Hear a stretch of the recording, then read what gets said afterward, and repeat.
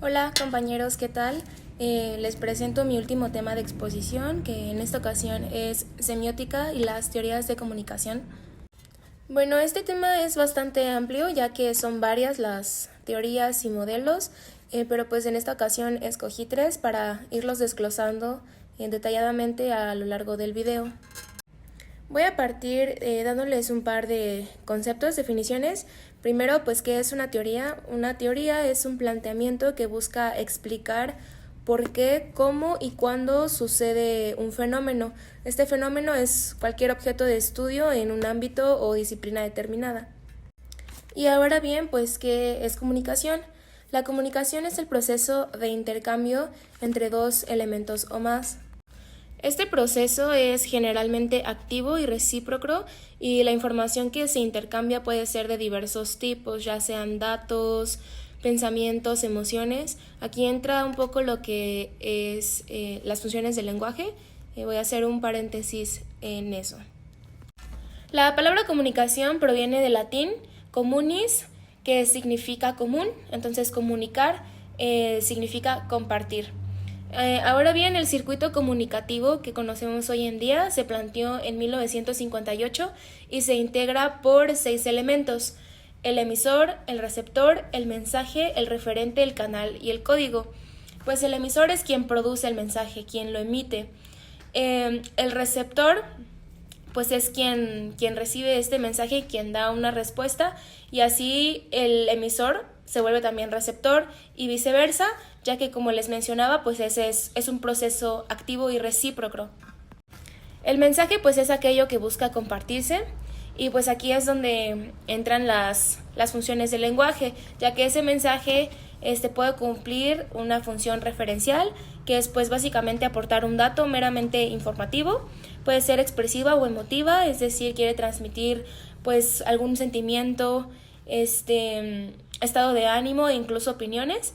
La apelativa, pues que estas básicamente buscan como obtener cierta respuesta, es básicamente preguntas. Estas se utilizan mucho en publicidad, como calneritas, ¿se te antojaron? Eso es apelativo.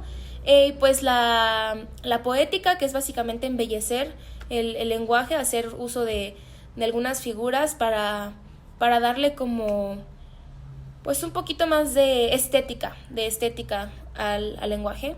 Y bueno, fue por mencionar algunas funciones. Continuamos con el referente, que es pues el tema de lo que va el mensaje, sobre aquello de lo que se está hablando. Pues el canal, que pues es el medio por el cual se transmite el mensaje. Puede ser visual, como la televisión, puede ser auditivo, como el radio. Y pues el código, pues es básicamente el código lingüístico, ¿no? En este caso nosotros utilizamos un código verbal, ¿no? O pues palabras. También puede ser escrito, ¿no? El momento en el que leemos algo, también estamos recibiendo un mensaje. Y pues también puede ser no verbal, como gestos, ¿no? Expresiones, gráficos, etcétera. Bueno, conociendo ya los conceptos anteriores, podemos definir entonces que las teorías de comunicación buscan explicar, organizar y predecir los fenómenos de la comunicación humana y el contexto en el que se producen. Bueno, como les comentaba al inicio, escogí 3 teorías para abordarlas. La primera de ellas es el modelo de Aristóteles. Aristóteles, filósofo y orador griego. Aristóteles nos plantea un modelo lineal donde se quiere destacar la importancia de hablar en público. Entonces nos presenta como al orador y a la audiencia. Dentro de este modelo se integran varios elementos. Tenemos ethos, que es la credibilidad o la autoridad del ponente frente a la audiencia. Pathos, que es la capacidad del orador de conectar con su público. Y logos, que es la lógica, básicamente. Un poquito más adelante entraré en detalles en esto, pero pues Aristóteles planteaba que siempre la función es persuadir o convencer. Aristóteles denominaba a este proceso de persuasión como retórica, y su modelo, como les decía, es lineal, se centra en el hablante, en el orador, y cataloga a la audiencia como un elemento pasivo. Dado esto, se nos presentan entonces 3 elementos: la persona que habla, el hablante, el orador, el discurso, que es como el mensaje o la información que se busca transmitir, y el receptor, la persona que pasivamente escucha. Bueno, igual se manejan otros conceptos que son prácticamente sinónimos. Altavoz para referirse al ponente, al orador, quien se encarga de persuadir a su audiencia. El habla, que es meramente el discurso o el mensaje que se transmite. La audiencia, la parte receptora. Y aquí se suma lo que es el efecto o la respuesta o la reacción que tiene la audiencia frente al discurso. Y la ocasión, que es básicamente el contexto, la situación que unió al ponente, al orador, con su audiencia. Bueno, Aristóteles nos plantea un par de elementos para ser un buen orador. Como les venía diciendo, este es un modelo que se centra en el emisor. Y aquí es donde retomo lo que les comentaba hace poquito, lo de ethos, pathos y logos. Ethos hace referencia a lo que es el carácter distintivo, que pues es esta presencia, esta elocuencia, esta autoridad incluso que muestra el ponente frente a su audiencia. Y aquí se refuerza claramente como la credibilidad o la verosimilitud del discurso del hablante. Obviamente aquí puede recurrir a varios recursos para embellecer, ¿no?, su discurso, ya tener estudiado anteriormente a su audiencia y saber cómo adaptar, ¿no?, su lenguaje para lograr, ¿no?, convencer o persuadir. Aquí lo que puede hacer incluso como para generar esta confianza o credibilidad es citar, ¿no?, como dar referencias a algunas fuentes ya reconocidas, confiables, o incluso puede aportar, ¿no?, datos personales o testimonio, por llamarlo así, pues como para que el público piense de que, sí. Bueno, ahora pathos o patetismo, que es esta capacidad que tiene el orador de crear o de conectar un vínculo emocional con su audiencia. Aquí puede recurrir como a elementos visuales, o incluso, reitero lo que venía diciendo, testimonios, ¿no?, compartir datos de la vida, de su vida personal, y también de antemano conocer, ¿no?, también el estado anímico de la audiencia y buscar alguna forma de conmoverlas o de llegarles. Y pues logos o la lógica es básicamente como la evidencia fática o algún soporte que refuerce, ¿no?, lo que estás diciendo. Aquí es básicamente tener un discurso estructurado y sólido que tenga bases, que tenga fundamentos claramente para que pues quien te escuche pues vea, ¿no?, que no te lo estás sacando de la manga, por decir. Bueno, incluso se me ocurren varios ejemplos más aterrizados como a nuestro día a día. Es como cuando llega un compañero, un amigo y te dice de que, oye, ¿ya supiste que la Coca-Cola tiene veneno para rata? Ejemplo, Y pues credibilidad, ¿no? Como que, ¿quién dice? ¿No? ¿Dónde lo escuchaste?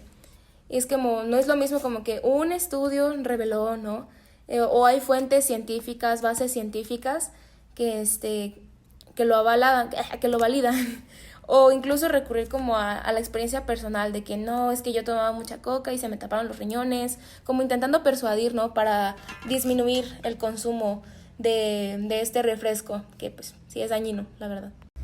Bueno, retomando a Coca-Cola como ejemplo, les voy a dejar un comercial del año 2010, 2011 aproximadamente, donde se refleja todos los elementos que mencioné anteriormente, el pathos, el ethos y el logos.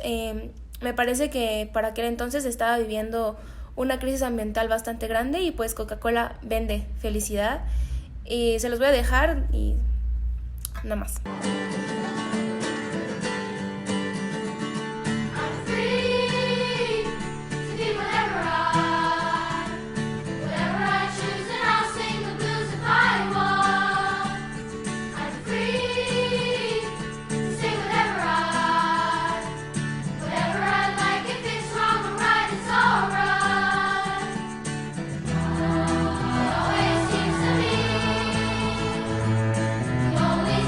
People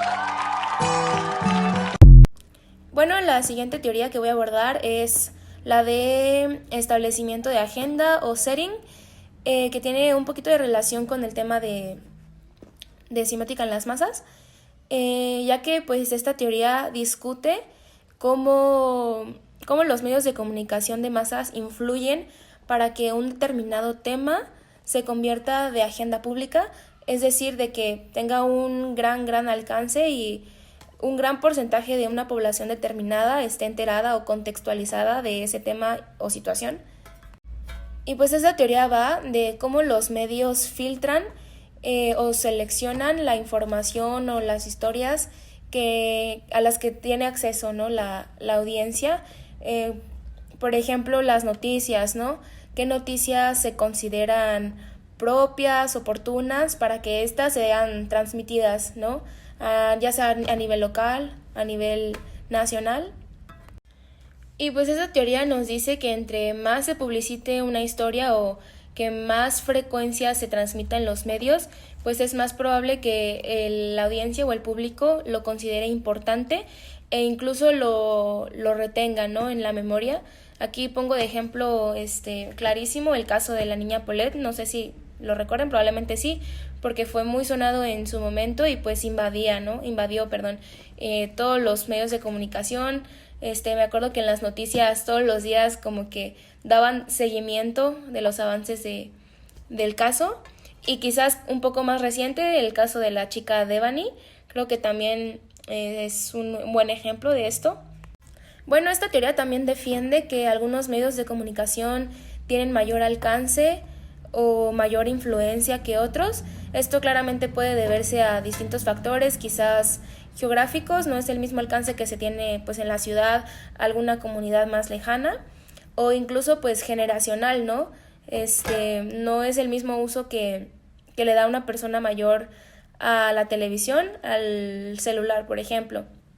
Aquí de ejemplo, mi mamá se entera mucho por las noticias. A mi mamá le gusta ver noticias. A mí la verdad casi no las veo en la televisión, pero estoy en redes, ¿no? Entonces, dependiendo también de estas situaciones, es que un medio de comunicación puede alcanzar más que otra. Y bueno, a diferencia de otras teorías, el hecho de que se seleccione la información o las historias que se quieren compartir no es tanto por manipulación, sino más bien como para direccionar la opinión de la audiencia.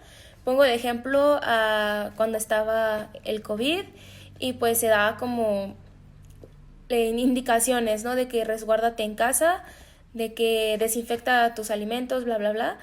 Y pues obviamente se le daba mucha difusión, ¿no?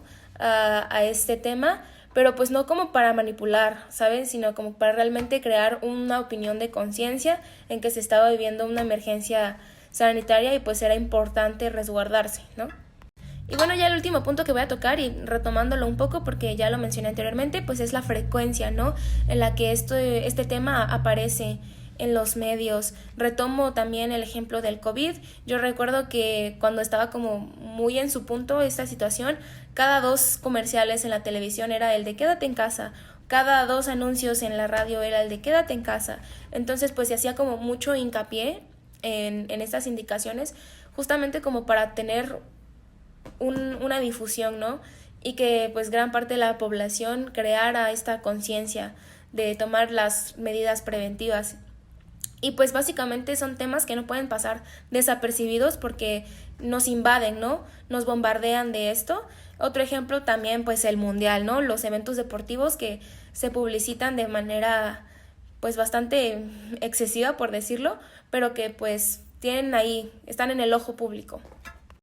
Y bueno, ya para cerrar el tema, pues puedo decir que hay un sinfín de signos, de significados y elementos que constituyen la comunicación, que pues es algo que forma parte de nuestro día a día. Todo ser vivo siente la necesidad de comunicarse y hay distintos métodos para alcanzar pues este propósito. Pero pues espero que les haya servido, que quizás si no lo conocían pues ahora estén un poquito más familiarizados con el tema y pues eso sería todo de mi parte. Gracias.